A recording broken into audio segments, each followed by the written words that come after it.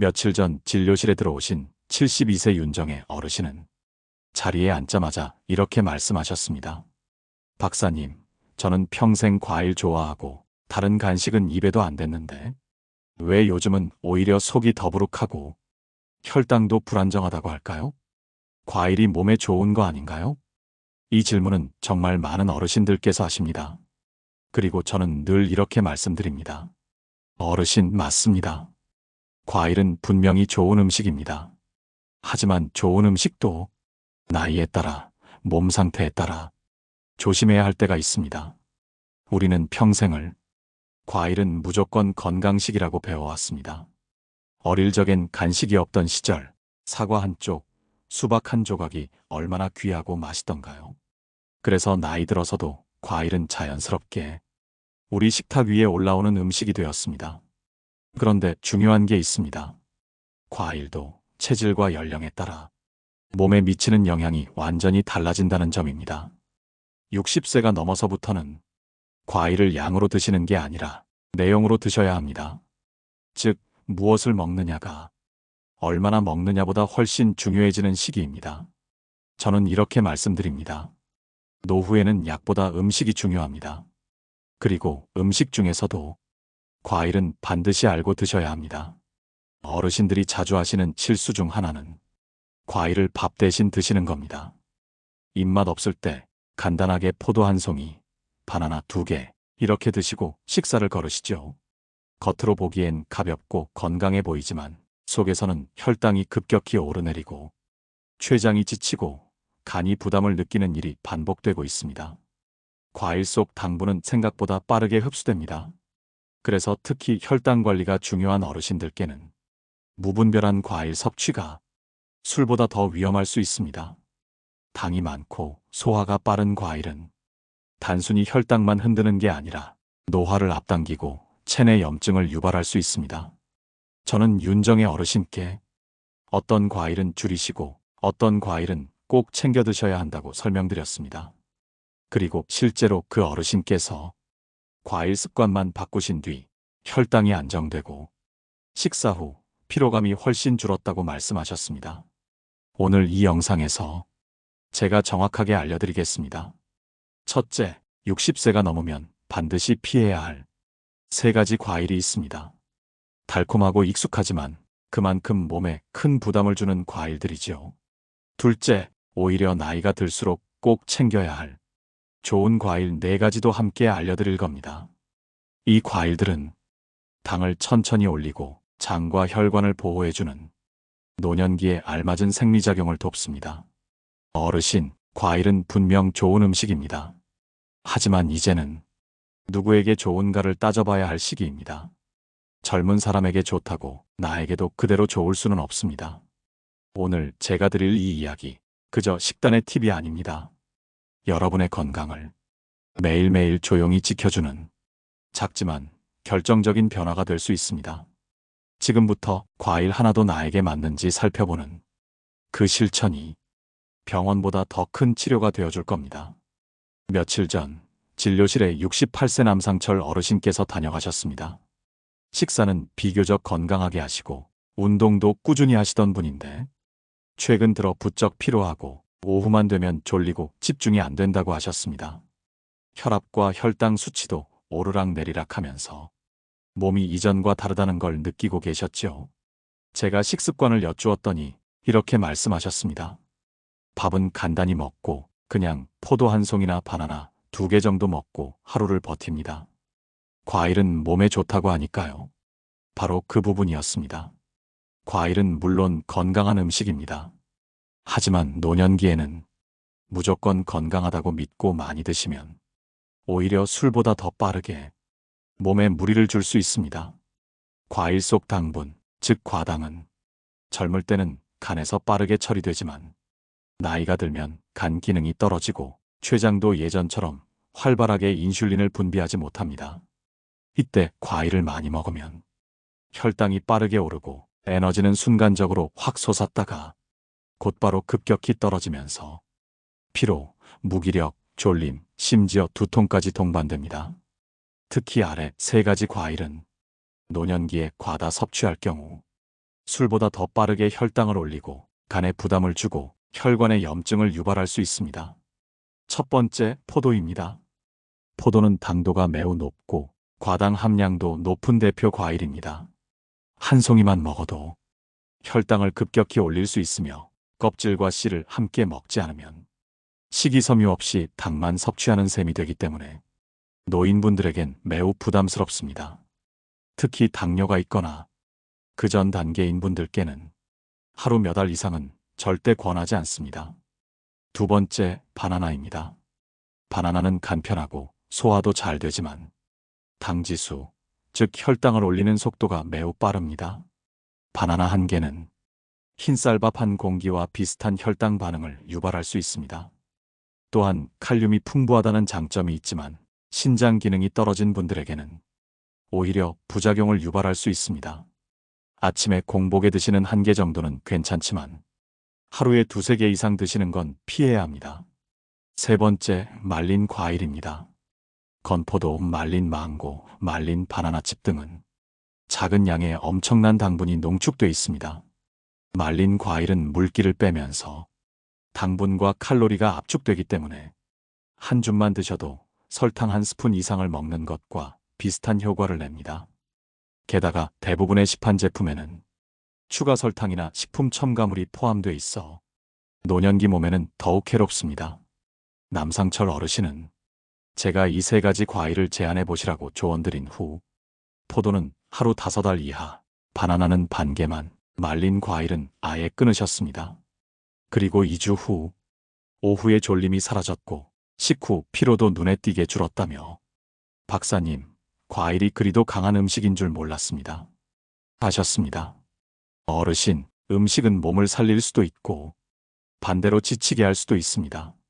특히 과일처럼 좋은 이미지가 강한 음식일수록 오히려 주의가 필요합니다. 이 세 가지 과일은 완전히 끊으라는 말이 아닙니다. 단지 양을 조절하고 드시는 시점을 조절하라는 뜻입니다.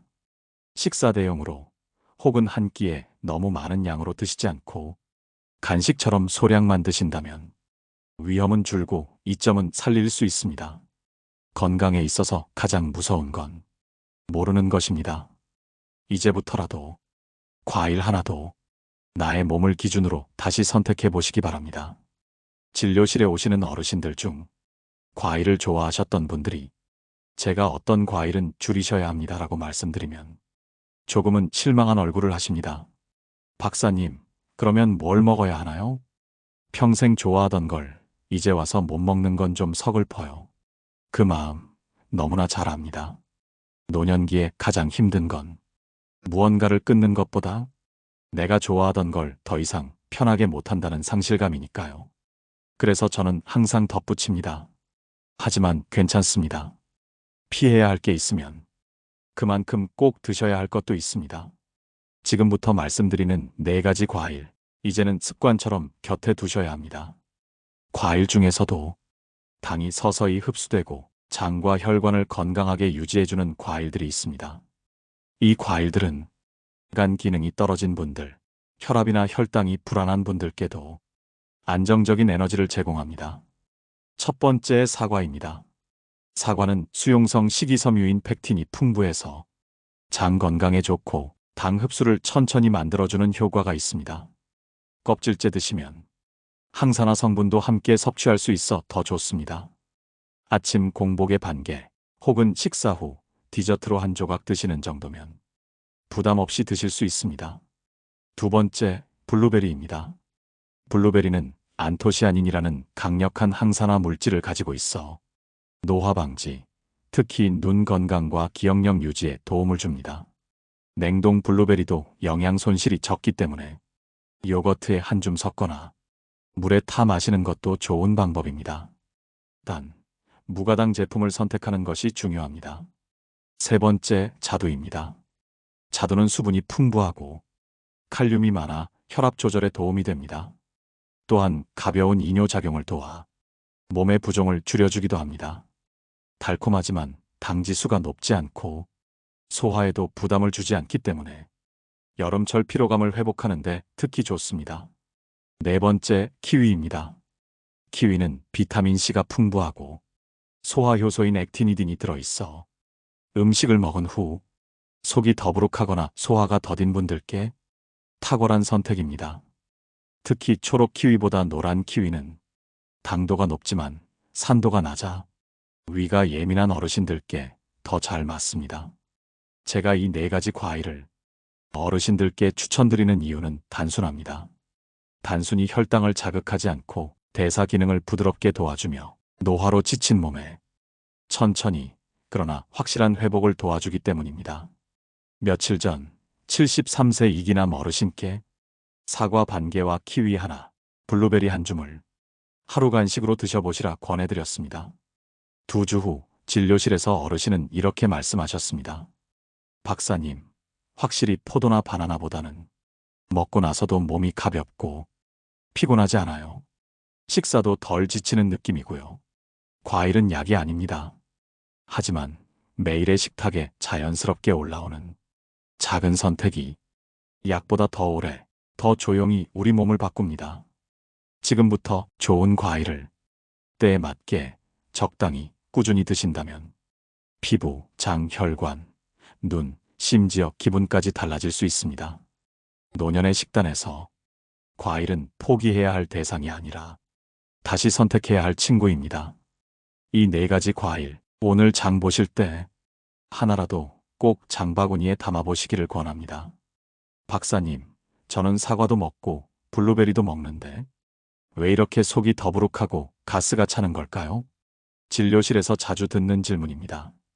이번에는 74세 김은자 어르신의 이야기입니다.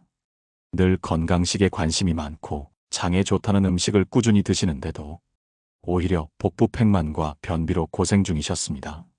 이런 경우 저는 식단보다는 먹는 순서와 시간을 먼저 살펴봅니다. 과일은 아무 때나 먹어도 괜찮을 것 같지만 사실은 그렇지 않습니다.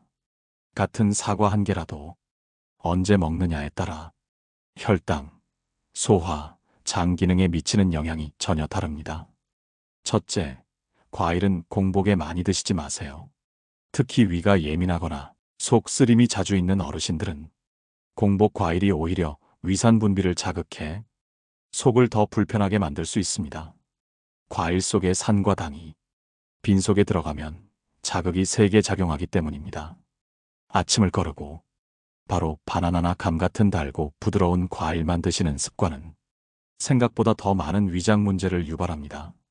둘째, 과일은 식후 바로가 아니라 식사 12시간 후가 가장 좋습니다. 식사 직후 과일을 드시면 이미 배가 부른 상태에서 과일이 위 안에 오래 머물게 됩니다. 이 과정에서 과일이 발효되며 가스를 만들고 속을 더부룩하게 만드는 것이죠.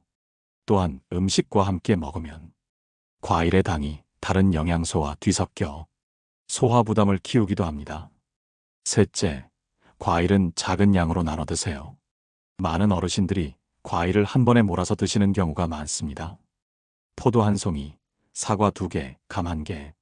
이렇게 드시고는 속이 더부룩하거나 혈당이 올라 몸이 피곤하다고 하십니다. 과일은 간식처럼 하루에 2~3번 나누어 소량씩 드시는 것이 훨씬 안전하고 효과적입니다.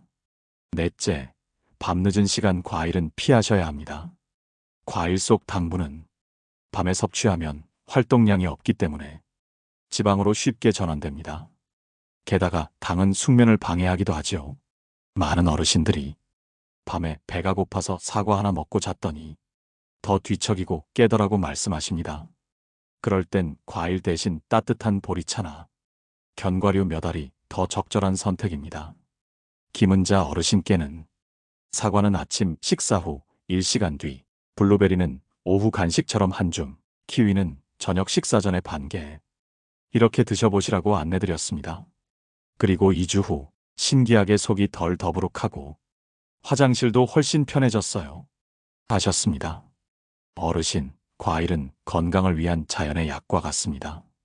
그 약도 먹는 시간, 먹는 방법을 지키지 않으면 오히려 독이 될 수 있습니다. 과일은 언제 얼마나 어떻게 먹느냐에 따라 장 건강, 혈당, 피로감, 심지어 기분까지 달라질 수 있습니다. 같은 사과 한 개라도 아침 공복에 먹느냐, 점심 후에 먹느냐, 저녁 늦게 먹느냐에 따라 몸에 전혀 다른 영향을 줍니다. 지금까지 과일을 건강식이라는 이름으로 너무 가볍게 여기셨다면 이제는 식사의 일부로 조심스럽게 접근해 보시기 바랍니다. 진료실에서 제가 가장 자주 하는 말 중 하나가 있습니다. 과일은 약이 될 수도 있지만 밥보다 먼저 드시면 안 됩니다. 과일은 어디까지나 조연이지 주연이 아니니까요. 74세 김영자 어르신께서도 과일을 너무 좋아하셔서 식사 대신 자두, 감, 바나나로 끼니를 때우시곤 했습니다. 밥은 별로 먹고 싶지 않고 과일은 시원하고 달고 부드러우니까요. 그 말씀이 참 이해가 되더군요. 덥고 입맛 없을 때 과일은 유일하게 목 넘김이 편한 음식입니다. 하지만 어르신의 식습관을 그대로 두면 영양은 금세 무너지게 됩니다. 단백질은 부족해지고 근육은 점점 줄고 체력은 떨어지고 무기력과 소화불량이 반복되죠. 그래서 저는 말씀드립니다. 과일을 드셔도 좋습니다. 하지만 그 전에 밥과 반찬이 먼저입니다. 과일은 어디까지나 추가이지 대체가 아닙니다. 노년기에 꼭 챙겨야 할 영양소는 탄수화물보다 단백질입니다. 그런데 과일에는 단백질이 거의 없습니다. 그래서 과일만 드시는 식사는 결국 우리 몸을 지탱해주는 힘을 빼앗게 됩니다. 식사의 기본은 단백질이 풍부한 계란, 생선, 두부, 그리고 적절한 채소와 미역 같은 섬유소입니다. 여기에 밥은 소량, 그리고 과일은 식사 후 약간 또는 간식처럼 한 줌 정도면 충분합니다. 김영자 어르신께는 하루 3끼 중 2끼는 반찬 위주의 식사에 과일을 디저트처럼 곁들이시도록 안내드렸습니다. 그리고 남은 한 끼는 과일보다는 따뜻한 국물에 계란찜이나 된장국을 더해 드시라고 했죠. 그렇게 식사 밸런스를 바꾸신 지 3주 후 기력이 살아났다고 하셨습니다. 손이 덜 떨리고 무기력했던 오후 시간이 덜 지루하다고도요. 과일이 아무리 건강에 좋다 해도 식사의 자리를 대신해선 안 됩니다. 과일은 약이 아니라 보조식품입니다. 특히 노년기에는 단백질 섭취가 우선입니다. 단백질은 근육을 지키고 면역력을 유지하며 감정의 안정에도 깊은 관련이 있기 때문입니다. 이제부터는 식탁을 차릴 때 가장 먼저 단백질을 떠올려 보세요. 과일은 그 다음입니다. 식단의 기준이 바뀌면 하루의 활력도 바뀝니다. 몸은 조용히 그러나 분명히 반응합니다. 어르신, 지금부터라도 괜찮습니다. 내 식사에서 밥보다 과일이 먼저였다면 그 순서를 살짝 바꿔보세요. 밥과 반찬을 먼저, 과일은 그 다음. 그 작은 순서의 변화가 여러분의 노후를 더 든든하게 지켜줄 것입니다. 진료를 하며 오랜 세월을 지나오다 보니 저는 이제 음식이 단지 건강을 유지하는 수단이 아니라는 걸 더 또렷하게 느낍니다. 특히 노년기에는 식사가 곧 삶입니다. 식탁이 단지 영양의 자리가 아니라 혼자가 아닌 시간을 만드는 유일한 순간이기도 하지요. 80세 박분자 어르신께서 진료실에서 이런 말씀을 하신 적이 있습니다. 박사님, 요즘은 밥이 코로 들어가는지 입으로 들어가는지도 모르겠어요. 그냥 허전해서 먹긴 먹는데 왜 먹는 건지 모르겠어요. 그 말씀이 얼마나 마음에 남았는지 모릅니다. 그분은 특별히 몸이 아프지도 않았고 식욕이 없는 것도 아니었습니다. 그저 마음이 허전했던 겁니다. 그래서 저는 음식을 조언드릴 때 항상 이런 말씀을 함께 드립니다. 혼자 드시더라도 꼭 식탁에 앉으세요. 숟가락 하나라도 예쁘게 올리고 과일 한 조각이라도 정성스럽게 담아보세요. 몸을 살리는 음식은 무엇보다도 어떻게 먹느냐가 더 중요할 때가 많습니다. 예쁜 그릇에 담긴 반찬, 마음이 담긴 한 끼 식사, 그리고 그 옆에 소박하게 놓인 사과 한 조각, 키위 하나, 블루베리 몇 알. 이런 식사는 몸만이 아니라 마음을 따뜻하게 만듭니다. 매일이 특별할 수는 없지만 매일의 식사는 의미 있게 만들 수 있습니다. 그것이 바로 노후를 살아가는 지혜입니다. 오늘까지 말씀드린 과일 이야기를 마지막으로 간단히 정리해 보겠습니다. 첫째, 60세 이후에는 포도, 바나나, 말린 과일처럼 당분이 높고 혈당을 급격히 올리는 과일은 소량, 간헐적으로만 드세요. 둘째, 사과, 블루베리, 자두, 키위처럼 당지수가 낮고 항산화 성분이 풍부한 과일은 하루에 한두 번 간식처럼 드시면 좋습니다. 셋째, 과일은 식후 12시간 뒤 혹은 식사와 식사 사이 간식처럼 드시는 게 가장 좋습니다. 밤늦게나 공복에 과일을 몰아서 드시는 습관은 오히려 건강을 해칠 수 있습니다. 넷째, 과일은 주식이 아니라 조연입니다. 밥과 반찬이 먼저, 과일은 식사 뒤 또는 중간중간 적당량만. 식사의 기본은 단백질입니다. 다섯째, 과일을 준비하는 손길에도 정성을 담아주세요. 그 마음이 여러분의 하루를 지탱하는 힘이 됩니다. 박분자 어르신께도 제가 마지막에 이렇게 말씀드렸습니다. 어르신, 밥은 그냥 먹는 게 아닙니다. 오늘 하루를 살아낸 자신에게 보내는 위로이자 격려입니다. 그리고 다시 한 달 후 그분이 가져오신 작은 도시락 사진엔 밥 한 공기, 두부조림, 멸치볶음, 그리고 사과 반 조각이 담겨 있었습니다. 그걸 보여주시며 박사님, 요즘은 밥맛이 좀 나요. 하고 웃으셨습니다. 어르신, 지금 이 방송을 듣고 계신 여러분께도 그런 미소가 피어나기를 바랍니다. 먹는 것이 곧 살아가는 것입니다. 우리가 어떻게 먹느냐에 따라 몸도 마음도 다시 회복될 수 있습니다. 이호연 박사는 여러분 식탁 위에서 늘 곁에 있는 주치의가 되겠습니다. 오늘도 건강하게 그리고 따뜻하게 드시고 내일은 오늘보다 조금 더 가벼운 마음으로 하루를 시작하시길 바랍니다. 감사합니다. 늘 여러분 곁에서 든든히 지켜드리는 이호연 박사였습니다.